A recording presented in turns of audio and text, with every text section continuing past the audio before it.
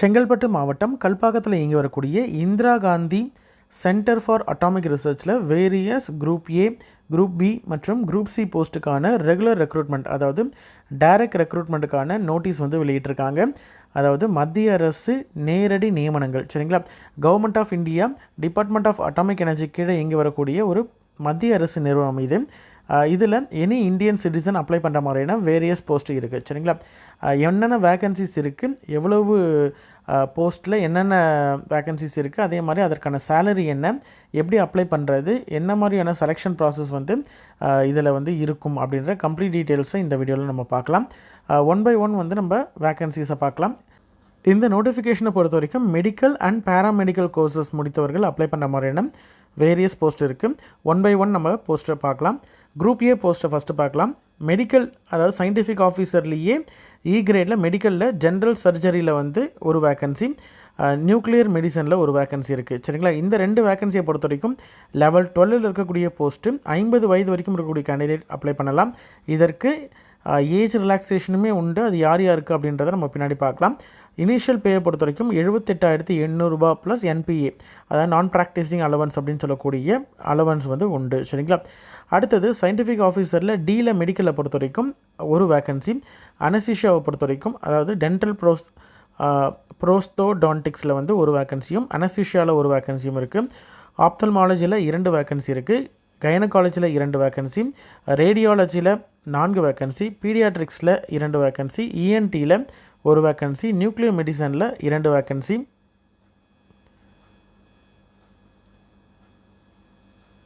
General சர்ஜரியில் ஒரு vacancy, அதே மாதிரி ஹியூமன் அல்லது மெடிக்கல் ஜெனட்டிக்ஸ் இதில் வந்து ஒரு வேக்கன்சி இருக்குது. இந்த எல்லா போஸ்ட்டுமே பார்த்திங்கன்னா பே மேட்ரிக்ஸில் 11 இருக்கக்கூடிய போஸ்ட்டு, அதாவது 67,700 ரூபாயிலேருந்து ஸ்டார்ட் ஆகக்கூடிய ஒரு வேக்கன்சிஸ் ப்ளஸ் நான் ப்ராக்டிஸிங் அலவன்ஸ் என்பிஏ சொல்லக்கூடியது அலவன்ஸும் உண்டு. எல்லா போஸ்ட்டுக்குமே மேக்ஸிமம் ஏஜ் லிமிட் வந்து 40, சரிங்களா. அடுத்தது இதிலே வந்து சயின்டிஃபிக் ஆஃபீஸர்லேயே வந்து சியில் இருக்கக்கூடியது, அதாவது மெடிக்கலில் ஜென்ரல் டியூட்டி கேஷுவாலிட்டி மெடிசன் ஆஃபீஸரில் வந்து 15 வேக்கன்சி இருக்குது. லெவல் 10 இருக்கக்கூடிய இந்த போஸ்ட்டுக்கு வந்து 56,100 ரூபா ப்ளஸ் என்பிஏ இருக்கும். மேக்ஸிமம் ஏஜ் லிமிட் 35, சரிங்களா. அடுத்தது குரூப் பி போஸ்ட் என்னென்ன அப்படின்றத பார்க்கலாம். குரூப் பி போஸ்ட்டை பொறுத்த வரைக்கும் டெக்னிக்கல் ஆஃபீஸர் பியில் இருக்கிறது ஃபிசியோதெரப்பியில் லெவல் 8 இருக்கக்கூடிய ஒரு போஸ்ட்டு ஒரு வேக்கன்சி இருக்குது. Maximum age limit 30. 47,600 ரூபாயிலேருந்து இந்த போஸ்ட்டுக்கான சேலரி ஃபிக்ஸ் பண்ணியிருக்காங்க. அடுத்தது சயின்டிஃபிக் அசிஸ்டன்ட் சியில் மெடிக்கல் சோஷியல் ஒர்க்கரில் ஒரு வேக்கன்சி இருக்குது. 44,900 ரூபா வந்து இந்த போஸ்ட்டுக்கான சேலரி ஸ்டார்ட் ஆகுது. 30 வயது மேக்ஸிமம் ஏஜ் லிமிட். அடுத்தது நர்ஸை பொறுத்த வரைக்கும் குரூப் பியில் இருக்கக்கூடிய ஒரு போஸ்ட்டு, டோட்டலாக 27 வேக்கன்சி இருக்குது. 44,900 ரூபாய் வந்து இந்த போஸ்ட்டுக்கான இனிஷியல் சேலரி. லெவலில் வந்து 7 இருக்குது. Maximum age limit 30. இது மட்டும் இல்லாமல் ஏஜ் ரிலாக்ஸேஷனும் உண்டு, அதை நம்ம பின்னாடி பார்க்கலாம். அடுத்தது சயின்டிஃபிக் அசிஸ்டண்ட்டில் பேத்தாலஜியில் 6 வேக்கன்சி இருக்குது. லெவல்லையும் பார்த்திங்கன்னா 6 இருக்கக்கூடிய ஒரு போஸ்ட்டு 35,400 ரூபாயிலேருந்து ஸ்டார்ட் ஆகும். Maximum age limit 30. அடுத்தது ரேடியோகிராஃபியில் பொறுத்த வரைக்கும் ஒரு வேக்கன்சி 35,400 ரூபாய் ஸ்டார்டிங் பே. அடுத்தது நியூக்ளியர் மெடிசன் டெக்னாலஜிஸ்ட்டுக்கும் பார்த்திங்கன்னா 4 வேக்கன்சி இருக்குது. 35,400 ரூபாய் இந்த போஸ்ட்டுக்கான ஸ்டார்டிங் பே. அடுத்தது ஃபார்மசிஸ்ட் வந்து குரூப் சியில் இருக்கக்கூடிய ஒரு போஸ்ட்டு, டோட்டலாக 14 வேக்கன்சி இருக்குது. 29,200 ரூபாயிலேருந்து ஸ்டார்ட் ஆகுது சேல்ரி. லெவலில் வந்து 5 இருக்கக்கூடியது. மேக்ஸிமம் ஏஜ் லிமிட் 25 ப்ளஸ் ரிலாக்ஸேஷனும் உண்டு. ஏஜில் அதிகபட்ச உச்சவரம்பு வந்து ரிலாக்ஸேஷனும் உண்டு கேட்டகரி கேண்டிடேட்ஸுக்கு. அதை நம்ம பின்னாடி பார்க்கலாம், சரிங்களா. அடுத்தது டெக்னீஷியன்லேயே வந்து ஆர்த்தோபெட்டிக் டெக்னீஷியனில் ஒரு வேக்கன்சி இருக்குது. 21,700 ரூபாய் வந்து ஸ்டார்டிங் பே. டெக்னீஷியன்லேயே வந்து இசிஜி டெக்னீஷியனில் வந்து ஒரு வேக்கன்சி இருக்குது. 21,700 ரூபாய். அடுத்தது கார்டியோ சோனோகிராஃபி டெக்னீஷியனில் ஒரு வேக்கன்சி 21,700 ரூபாய் இந்த போஸ்ட்டுக்கான சேலரி. 91 வேக்கன்சிஸ் வந்து டோட்டலாக இருக்குது, சரிங்களா. இதில் இனிஷியல் பே ப்ளஸ் அலவன்ஸ் இருக்கு இல்லையா, இது வந்து ஆஸ் பர் கவர்மெண்ட் ரூல்ஸ் படி, சென்ட்ரல் கவர்மெண்ட் ரூல்ஸ் படி உண்டு அப்படின்றத சொல்லியிருக்காங்க. முன்னாடி நம்ம பார்த்தோம் இல்லையா, இதில் இந்த general duty casualty medicine officer இருக்காங்க இல்லையா, இதில் 15 வேக்கன்சியில் ஒரு வேக்கன்சி வந்து பிடபிள்யூடி கேண்டிடேட்ஸ், அதாவது பர்சன் வித் பெஞ்ச்மார்க்கிங் டிசபிலிட்டி இருக்கக்கூடிய கேண்டிடேட்ஸ், அதாவது பார்ஷியலி டெஃப் 1 leg அல்லது 1 hour இருக்கக்கூடிய ஏதாவது எலிஜிபிள் கேண்டிடேட்ஸ் இருந்தாங்க அப்படின்ற மாதிரி தான் அவங்களுக்கு அப்ளை பண்ணுற மாதிரி ரிசர்வ்டு ஹரிசான்டல் ரிசர்வேஷனில் வேக்கன்சி ஒரு வேக்கன்சி இருக்குது. சரிங்களா? ஓகே, இதற்கு எலிஜிபிலிட்டியில் யார் யாரெல்லாம் எலிஜிபிள், என்னென்ன எஜுகேஷன் குவாலிஃபிகேஷன் அப்படின்றத 1 by 1 நம்ம பார்க்கலாம். இதில் ஜென்ரல் சர்ஜரி இதில் ஒரு வேக்கன்சி இருக்குது. அது வந்து யூஆரில் இருக்குது, அன்ரிசர்வ்டில் இருக்குது. எம்பிபிஎஸ் முடிச்சுட்டு எம்எஸ் முடித்தவர்கள், ஜென்ரல் சர்ஜரி முடித்தவர்கள் வந்து அப்ளை பண்ணலாம். நியூக்ளியர் மெடிசனை பொறுத்த வரைக்கும் ஒரு வேக்கன்சி, அதுவுமே யூஆரில் தான் இருக்குது. எம்பிபிஎஸ் முடிச்சுட்டு எம்எஸ் அல்லது எம்டி வந்து நியூக்ளியர் மெடிசனுக்கு அல்லது அதற்கு ஈக்குவலண்ட்டான கோர்ஸ் முடித்தவர்கள் அப்ளை பண்ணலாம். மினிமம் போஸ்ட் கிராஜுவேட் அதாவது எம்எஸ் அல்லது எம்டி முடித்ததுக்கு அப்புறமேட்டு 4 வருடம் எக்ஸ்பீரியன்ஸ் இருக்கக்கூடியவர்கள் அப்ளை பண்ணலாம். சரிங்களா? இந்த பணியிடங்களுக்கு இன்டர்ன்ஷிப் வந்து கண்டிப்பாக வந்து பண்ணியிருக்கணும். அதுக்கப்புறம் இன்டர்ன்ஷிப்பை வந்து எக்ஸ்பீரியன்ஸில் கவுண்ட் பண்ண மாட்டாங்க. இன்டர்ன்ஷிப் முடித்ததுக்கு அப்புறமேட்டு பிஜி முடித்ததுக்கு அப்புறமேட்டு 4 வருடம் எக்ஸ்பீரியன்ஸ் இருக்கணும். 18லேருந்து 50 வயது வரைக்கும் இருக்கக்கூடிய கேண்டிடேட்ஸ் அப்ளை பண்ணலாம். இந்த மாதிரி யூஆரில் வேக்கன்சி இருந்துச்சுன்னா அதில் இருக்கக்கூடிய அந்த மேக்ஸிமம் ஏஜ் லிமிட் மட்டும்தான், எந்த விதமான ஏஜ் ரிலாக்ஸேஷனும் கிடையாது. முன்னாடி பார்த்த மாதிரி தான் 78,800 ரூபாய் ப்ளஸ் என்பிஏ வந்து 20% non practising allowance plus central government எம்ப்ளாய்க்கு என்னென்ன அலவன்ஸ்லாம் இருக்கோ அது எல்லாமே உண்டு. சரிங்களா? அடுத்தது சயின்டிஃபிக் ஆஃபீஸர் குரூப் ஏவை பொறுத்த வரைக்கும் இதில் வந்து டென்டல் ப்ரோஸ்டோடான்டிக்ஸில் ஒரு வேக்கன்சி இருக்குது, அது யூஆரில் தான். எம்டிஎஸ் முடித்தவர்கள் அல்லது BDS with 5 years experience, BDS முடிச்சுட்டு 5 வருடம் எக்ஸ்பீரியன்ஸ் இருக்கக்கூடிய கேண்டிடேட் அல்லது எம்டிஎஸ் முடித்தவர்கள் அப்ளை பண்ணலாம். எய்தர் ஆர், இதில் ஏதாவது ஒன்று முடிச்சிருந்தாலே எலிஜிபிள். அடுத்தது அனஸ்தீஷியாவை பொறுத்த வரைக்கும் எம்பிபிஎஸ் வித் எம்டி அனஸ்தீஷியா அல்லது எம்பிபிஎஸ் பிஜி அனஸ்தீஷியா முடிச்சுட்டு 3 வருடம் எக்ஸ்பீரியன்ஸ் இருக்கணும். இதே மாதிரி ஆப்தல்மாலஜியும் பார்த்திங்கன்னா எம்பிபிஎஸ் எம்எஸ் ஆப்தல்மாலஜி எம்பிபிஎஸ் முடிச்சுட்டு பிஜி ஆப்தல்மாலஜி முடிச்சுட்டு 3 வருடம் எக்ஸ்பீரியன்ஸ் வந்து இருக்கணும். அடுத்தது கைனகாலஜியும் பார்த்திங்கன்னா எம்பிபிஎஸ் முடிச்சுட்டு எம்டி அல்லது எம்எஸ்சில் வந்து ஓஜி முடித்தவர்கள் அல்லது ஈக்குவலண்ட் முடித்தவர்கள் அப்ளை பண்ணலாம். அப்படி இல்லைனா எம்பிபிஎஸ் முடிச்சுட்டு பிஜி ஓஜியில் முடிச்சுட்டு 3 வருடம் எக்ஸ்பீரியன்ஸ் இருக்கவங்க அப்ளை பண்ணலாம். ரேடியாலஜியை பொறுத்த வரைக்கும் எம்பிபிஎஸ் முடிச்சுட்டு எம்டி ரேடியாலஜி அல்லது ரேடியோ டயக்னோசிஸ் முடித்தவர்கள் அல்லது ஈக்குவலண்ட்டான டிகிரி முடித்தவர்கள் அப்ளை பண்ணலாம். அல்லது எம்பிபிஎஸ் பிஜி அதுக்கப்புறம் 3 வருடம் எக்ஸ்பீரியன்ஸ். சேம் இது தான் பீடியாட்ரிக்ஸும் பார்த்திங்கன்னா எம்பிபிஎஸ் ப்ளஸ் எம்டி பீடியாட்ரிக்ஸ் அல்லது எம்பிபிஎஸ் பிஜி 3 வருடம் எக்ஸ்பீரியன்ஸ் இருக்கக்கூடியவங்க அப்ளை பண்ணலாம். இஎன்டிக்கும் சேம் தான், எம்பிபிஎஸ் முடிச்சுட்டு இஎன்டி அல்லது எம்பிபிஎஸ் பிஜி 3 வருடம் எக்ஸ்பீரியன்ஸ். சரிங்களா? நியூக்ளியர் மெடிசனுக்கும் பார்த்திங்கன்னா சேம் தான், எம்பிபிஎஸ் எம்எஸ் அல்லது எம்டியில் வந்து நியூக்ளியர் மெடிசன் அல்லது எம்பிபிஎஸ் முடிச்சுட்டு நியூக்ளியர் மெடிசனில் PG plus 3 years experience. General சர்ஜரிக்கும் சேம் தான், எம்பிபிஎஸ் முடிச்சுட்டு எம்எஸ் ஜென்ரல் சர்ஜரி அல்லது ஈக்குவலண்ட் முடிச்சுட்டு இருக்கக்கூடிய கேண்டிடேட் அப்ளை பண்ணலாம். அல்லது MBBS PG general surgery 3 years experience இருக்கவங்க அப்ளை பண்ணலாம். சரிங்களா? அடுத்தது ஹியூமன் மெடிக்கல் ஜெனட்டிக்ஸ், இதுக்கும் பார்த்திங்கன்னா சேம் தான், MBBS MS MD biochemistry pathology முடித்தவர்கள் இல்லை ஈக்குவலண்ட் இது முடித்தவங்க அப்ளை பண்ணலாம். அல்லது எம்பிபிஎஸ் பிஜி பயோடெக் கெமிஸ்ட்ரி அல்லது பேத்தாலஜி 3 வருடம் எக்ஸ்பீரியன்ஸ் இருக்கவங்க அப்ளை பண்ணலாம். அல்லது எம்பிபிஎஸ் 5 வருடம் எக்ஸ்பீரியன்ஸ் இருக்கக்கூடியவங்க, அதாவது பயோகெமிஸ்ட்ரி மாலிகுலர் ஜெனட்டிக்ஸ் எபிடெர்மட்டாலஜியில் முடித்தவங்க வந்து எபிடெமியாலஜியில் முடித்தவங்க அப்ளை பண்ணலாம். சரிங்களா?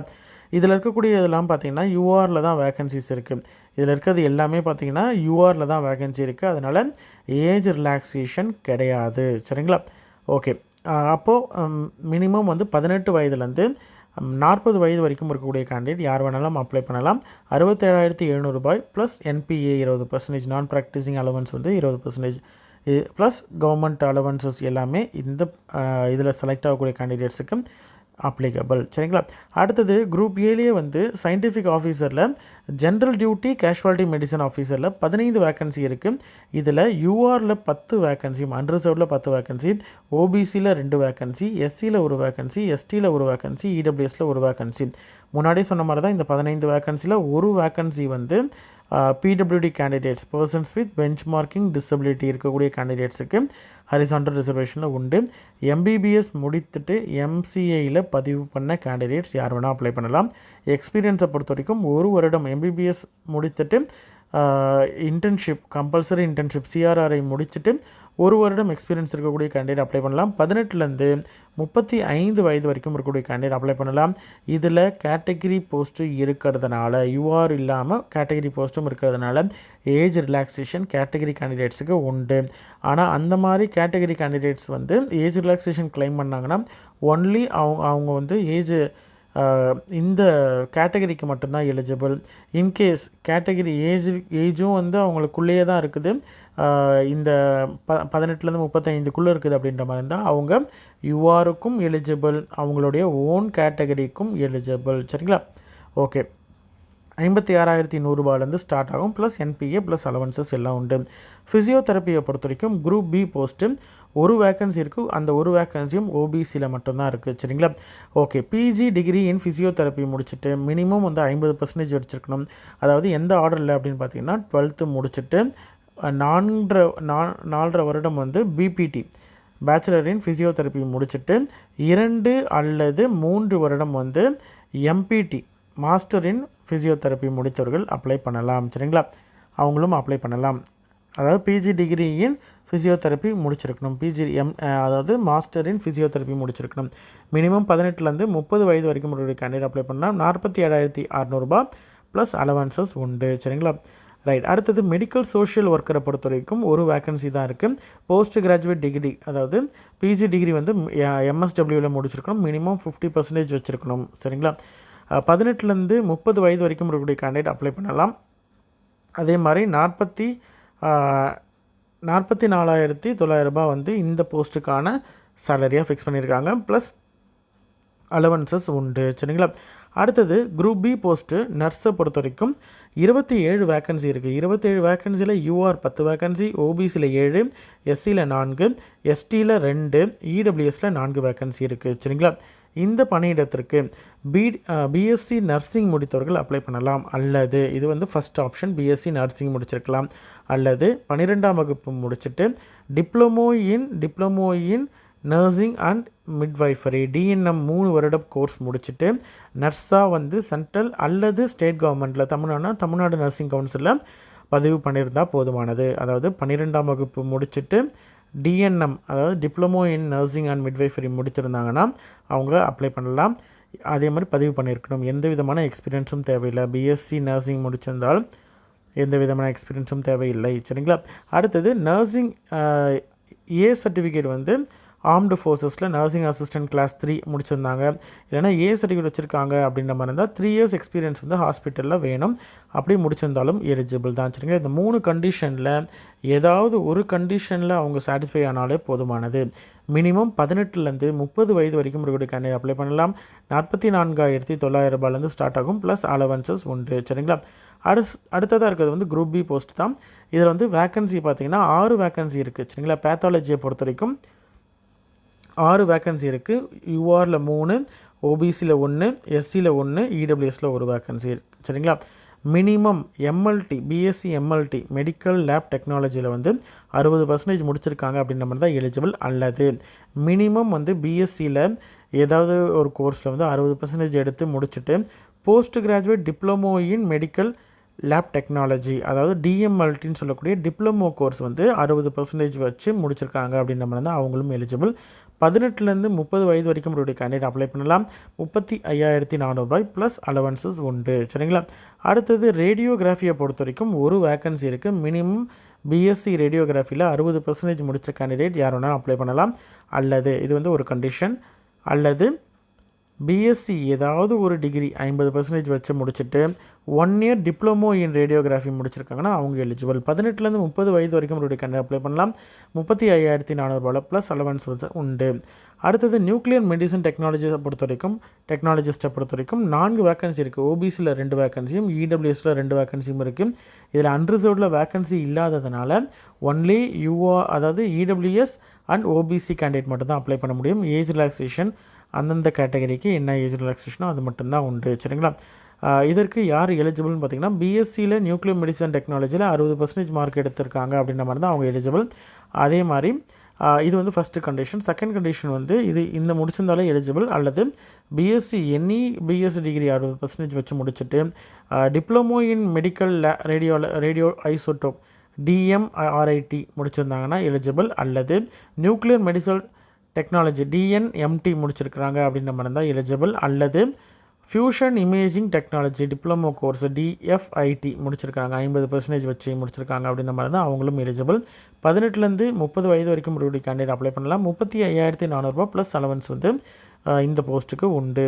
அடுத்ததாக இருக்கக்கூடியது வந்து ஃபார்மசிஸ்ட்டு குரூப் C போஸ்ட்டு. டோட்டலாக வந்து 14 வேக்கன்சி இருக்குது. URல 8, OBCயில் 5, SCயில் ஒரு வேக்கன்சியும் இருக்குது. 12ஆம் வகுப்பு முடிச்சுட்டு 2 வருடம் வந்து டிப்ளமோ இன் ஃபார்மசி முடித்தவர்கள் ப்ளஸ் 3 மாதங்கள் வந்து ட்ரைனிங் ஃபார்மசியில் வந்து ட்ரைனிங் எடுத்தவர்கள் ரெஜிஸ்ட்ரேஷன் வந்து ஃபார்மசிஸ்ட்டாக சென்ட்ரல் அல்லது ஸ்டேட் கவர்மெண்ட்டில் ஃபார்மசி கவுன்சிலில் பதிவு பண்ண கேண்டிடேட் அப்ளை பண்ணலாம். சரிங்களா? 12ஆம் வகுப்பு முடிச்சுட்டு டிப்ளமோ இன் ஃபார்மசி 2 வருட கோர்ஸ் முடிச்சுட்டு 3 மாதங்கள் வந்து ஃபார்மசியில் ட்ரைனிங் எடுத்தவர்கள் அப்ளை பண்ணலாம். சரிங்களா? ஃபார்மசிஸ்ட்டாக பதிவு பண்ணியிருக்கணும். 18லேருந்து 25 வயது வரைக்கும் கேண்டிடேட் அப்ளை பண்ணலாம். இதில் URக்கு இந்த கண்டிஷன், OBC SC கேண்டிடேட்டுக்கு பார்த்தீங்கன்னா உங்களுக்கு ரிலாக்ஸேஷன் உண்டு, ஏஜ் ரிலாக்ஸேஷன் உண்டு. ST கேண்டிடேட் EWS கேண்டிடேட்லாம் பார்த்தீங்கன்னா UR போஸ்ட்டுக்கு அவங்க எலிஜிபிளாக இருந்தாங்கன்னா அவங்க அப்ளை பண்ணலாம். சரிங்களா? 29,200 ப்ளஸ் அலவன்சஸ் இருக்கக்கூடிய போஸ்ட்டு தான் ஃபார்மசிஸ்ட் போஸ்ட்டு. அடுத்தது டெக்னீஷியனில் குரூப் C போஸ்ட்டில் ஆர்த்தோபெடிக் டெக்னீஷியன் வந்து 12ஆம் வகுப்பு சயின்ஸ் குரூப்பில் 60% வாங்கிட்டு 1 இயர் சர்டிஃபிகேட் கோர்ஸ் பிளாஸ்டர் இல்லைனா ஆர்த்தோபெடிக் டெக்னீஷியன் ட்ரேடு சர்டிஃபிகேட் வந்து வச்சுருக்காங்கன்னா அவங்க எலிஜிபிள். ஒரு வேக்கன்சி இருக்குது. ஓகேங்களா? ECG டெக்னீஷியனை பொறுத்த வரைக்கும் ஒரு வேக்கன்சி இருக்குது. இந்த ஒரு வேக்கன்சியும் பார்த்திங்கன்னா 60% சயின்ஸு, 1 இயர் வந்து certificate course ECG technician trade முடிச்சிருந்தாங்கன்னா எலிஜிபிள். அடுத்தது கார்டியோ சோனோகிராஃபி டெக்னீஷியனில் ஒரு வேக்கன்சி இருக்குது. +2ல் சயின்ஸ் குரூப் முடித்தவங்க 1 இயர் சர்டிஃபிகேட் கோர்ஸ் வந்து கார்டியோ சோனோகிராஃபி அல்லது எக்கோ டெக்னீஷியன் ட்ரேட் சர்டிஃபிகேட் வச்சுருக்கவங்க அப்ளை பண்ணலாம். 18லேருந்து 25 வயது வரைக்கும் கேண்டிடேட் அப்ளை பண்ணலாம். டோட்டலாக 3 வேக்கன்சியில் URல 2 வேக்கன்சியும் OBCயில் ஒரு வேக்கன்சியும் இருக்குது. 21,700 ப்ளஸ் லெவல் 3ல் இருக்கக்கூடிய போஸ்ட்டு ப்ளஸ் அலவன்சஸ் உண்டு. சரிங்களா? செலெக்ஷன் மெத்தடு என்ன அப்படின்றத ஜென்ரலாக பார்க்கலாம். இதை டீட்டெயிலாக வந்து செப்பரேட் வீடியோ போடுறேன். அது மட்டும் இல்லாமல் ப்ரீவியஸ் இயர் கொஷின் பேப்பர் ஏதாவது இருந்ததுன்னா அதையும் நம்ம வந்து டிஸ்கஸ் பண்ணலாம். ப்ளஸ் செலெக்ஷன் வந்து ஸ்டெப் பை ஸ்டெப் ஒவ்வொரு போஸ்ட்டுக்கும் என்னென்ன அப்படின்றதையும் டீட்டெயிலாக நம்ம வந்து செப்பரேட் வீடியோவில் பார்க்கலாம். இப்போ ஒரு ஓவர்வியூ மாதிரி பார்க்கலாம். மெத்தட் ஆஃப் செலெக்ஷனை பொறுத்த வரைக்கும் இந்த சீரியல் நம்பர் 1 to 1லேருந்து 11 வரைக்கும் இருக்கிறது இந்த மாதிரி ஜென்ரலாக இருக்கக்கூடிய அதாவது குரூப் A போஸ்ட்டு. ஓகேங்களா? மெடிக்கல் ஆஃபீஸர் இந்த மாதிரியான MBBS, MDS, MSW இந்த போஸ்ட் இருக்கு இல்லையா, ஃபிசியோதெரப்பி, இந்த போஸ்ட் எல்லாத்துக்கும் பார்த்திங்கன்னா காமனாக இருக்கக்கூடியது தான். அதாவது 75 மல்டிபிள் சாய்ஸ் கொஷின் இருக்கக்கூடிய எக்ஸாம் இருக்கும். சரிங்களா? அப்ஜெக்டிவ் டைப் கொஷின்ஸ் தான், நெகட்டிவ் மார்க்கிங் இருக்குது. சரிங்களா? 3 மார்க்ஸ் வந்து கரெக்டாக ஆன்சர் பண்ணிங்கன்னா ஒரு கொஷினுக்கு 3 மார்க்கு. ஓகேங்களா? அதுவே வந்து தவறுதலாக இது பண்ணிட்டீங்க, தப்பாக வந்து இன்கரெக்டான ஆன்சர் கொடுத்துட்டீங்க அப்படின்ற மாதிரி தான் 1 மார்க் வந்து மைனஸ் ஆகும். 90 நிமிஷம் வந்து எக்ஸாம் நடக்கும். 75 கொஷின் 90 நிமிஷத்தில் நடக்கும். சரிங்களா? அதே மாதிரி ஸ்க்ரீனிங் டெஸ்ட்டை பொறுத்த வரைக்கும் எதுக்காக ஸ்க்ரீனிங் டெஸ்ட் வைக்கிறாங்க அப்படின்னு பார்த்தீங்கன்னா, இன்டர்வியூக்கு ஒரு எவ்வளோ பேர் அப்ளை பண்ணியிருக்காங்களோ அதுலேருந்து தேவையான அளவு ரேஷியோவில் கேண்டிடேட்ஸை செலக்ட் பண்ணுறது, ஸ்க்ரீன் பண்ணுறதுக்காக வைக்கிறது தான் ஃபஸ்ட் லெவல் ஸ்க்ரீனிங் டெஸ்ட்டு. சரிங்களா?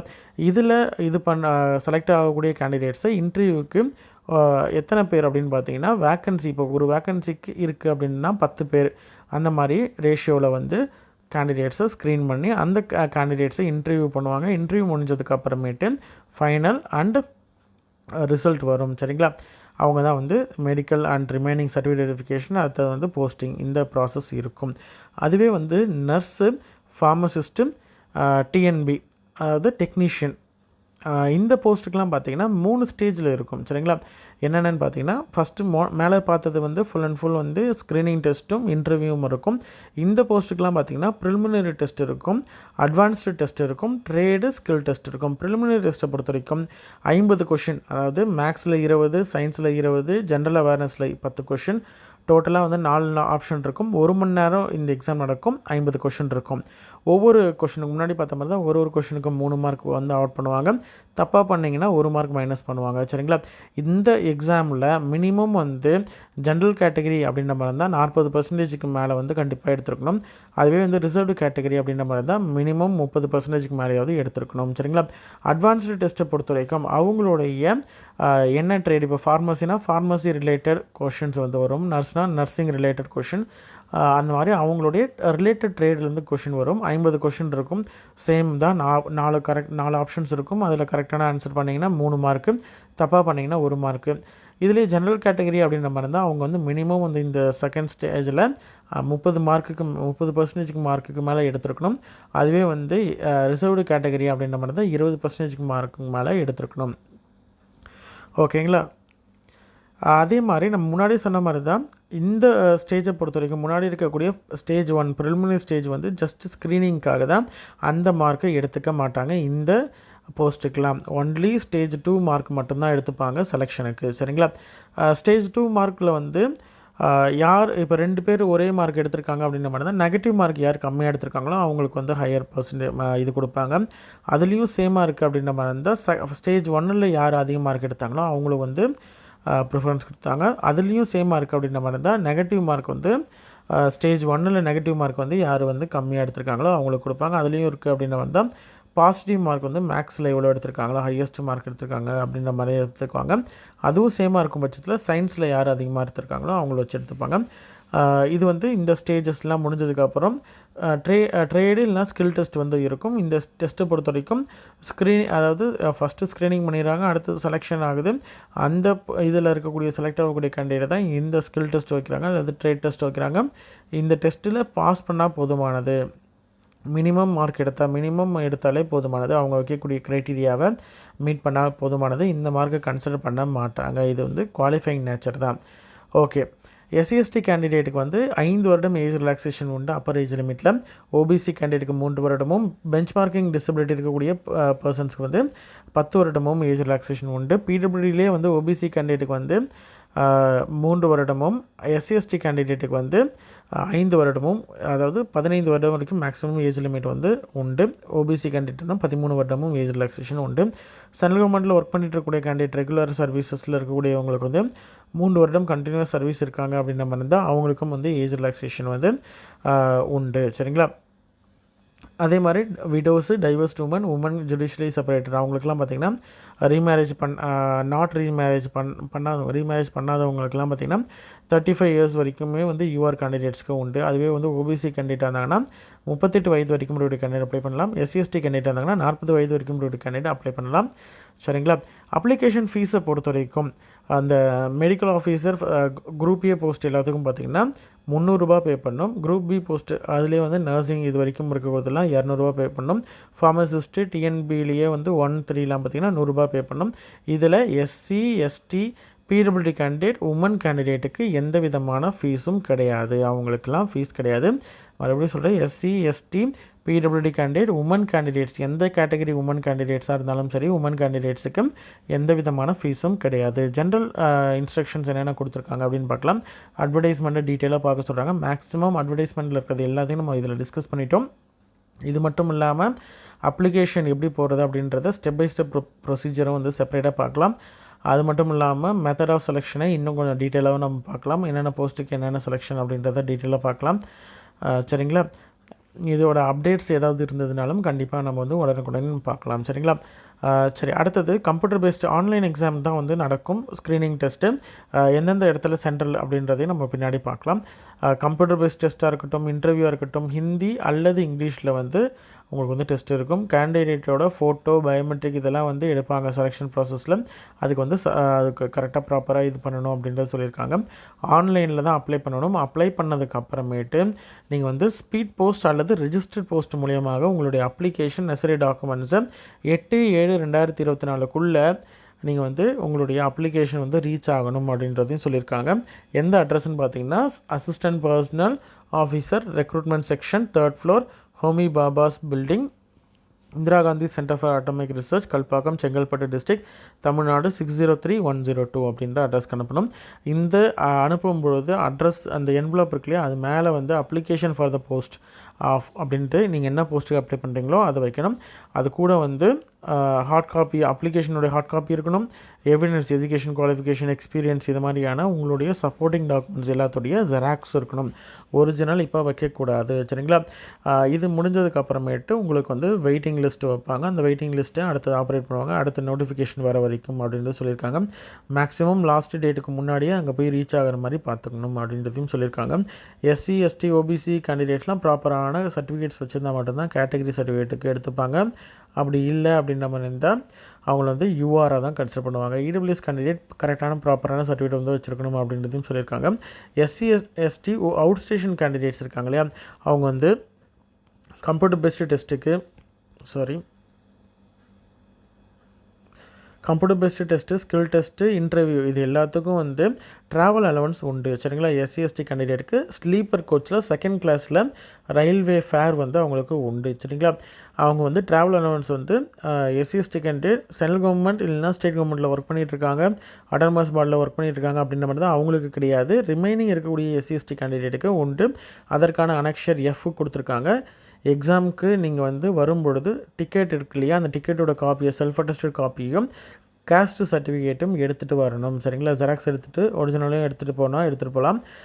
இது ஜெராக்ஸு, டிக்கெட் ஒரிஜினல் எடுத்துகிட்டு செல்ஃப் அட்டஸ்டட் காப்பி வச்சு நீங்கள் வந்து அந்த அனெக்ஷர் எஃப்ஐ வந்து வச்சு கொடுத்தீங்கன்னா உங்களுடைய அக்கௌண்ட்டுக்கு அந்த ஃபேரோடைய அமௌண்ட்டை வந்து உங்களுக்கு ரீஃபண்ட் பண்ணிடுவாங்க, உங்களுக்கு ரிட்டர்ன் கொடுத்துருவாங்க. சரிங்களா?